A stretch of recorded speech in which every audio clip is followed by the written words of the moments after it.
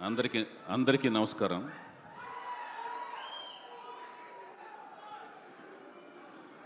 ఈ వేదిక మీద నేను ఉన్నందుకు నాకు గర్వంగా ఫీల్ అవుతున్నాను.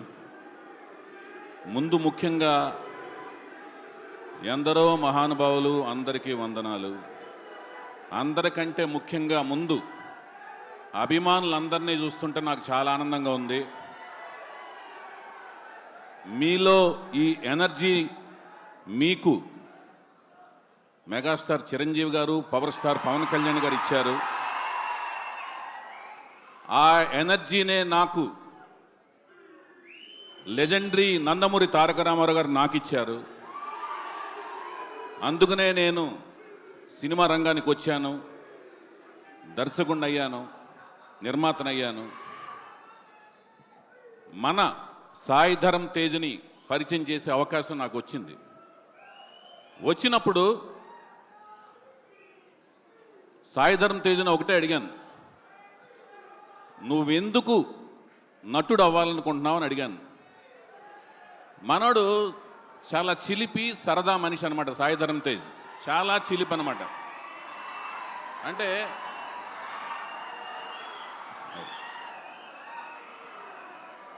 రౌడీ అల్లుడు సినిమాలో చిరంజీవి గారు 2 షేడ్స్ ఎలా ఉంటాయో చిరంజీవి గారి పాత్రలో, ఆ షేడ్స్ 2 సాయి ధరమ్ తేజ్లో ఉంటాయి. చిలిపితనం ఉంటుంది, వినయం ఉంటుంది.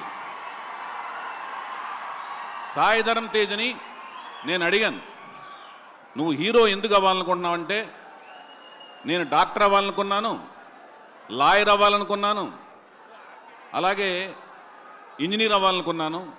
కానీ ఇవన్నీ ఒక జీవితంలో అవ్వలేను కాబట్టి ఇవన్నీ కలిపితే ఒక హీరో అయితే ఇవన్నీ పాత్రలు నేను ఈజీగా పోషించవచ్చు కదా అని చెప్పాడు. ఆ సమాధానం చూసి నేను షాక్ అయ్యాను. ఒక నటుడు అవ్వటానికి ఎంతో తపించాలి, ఎంతో కష్టపడాలి. ఆ కష్టాన్ని తను ఎంతో కష్టపడ్డాడు. అంటే ఇవన్నీ చదివేదానికంటే కూడా ఎక్కువ కష్టపడ్డాడు. తన బాడీని ఒక క్రమశిక్షణతో 130 కేజెస్ నుంచి 75 కేజెస్కి మార్చుకుని, ఆహార్యాన్ని మార్చుకుని తను సృష్టించుకుని ఒక హీరోగా నాకు పరిచయం అయ్యాడు. ఆ పరిచయం చేసే అవకాశం నాకు దక్కింది. అతను ఈ 10 ఏళ్ల ఈ జర్నీ చూస్తుంటే నాకు ఎంతో ఆనందంగా ఉంది. మీలాంటి ఎంతోమంది అభిమానులు సంపాదించుకున్నందుకు చాలా ఆనందంగా, అదృష్టం కింద తను ఇంత అదృష్టవంతులైనందుకు నాకు చాలా ఆనందంగా ఉంటూ, మళ్ళీ తనతో ఒక విజయవంతమైన సినిమా తీయాలని మనస్ఫూర్తి కోరుకుంటూ మీ అందరి దగ్గర సెలవు తీసుకుంటున్నాను. Thank you so much YVS Chowdary గారు. మీది గోల్డెన్ హ్యాండ్. సూపర్గా మీరు హీరోస్ని లైక్ దేవదా సినిమాతో రామ్ గారిని, అలాగే రే సినిమాతో సాయి దుర్గా తేజ్ గారిని ఇంట్రడ్యూస్ చేశారు. అయితే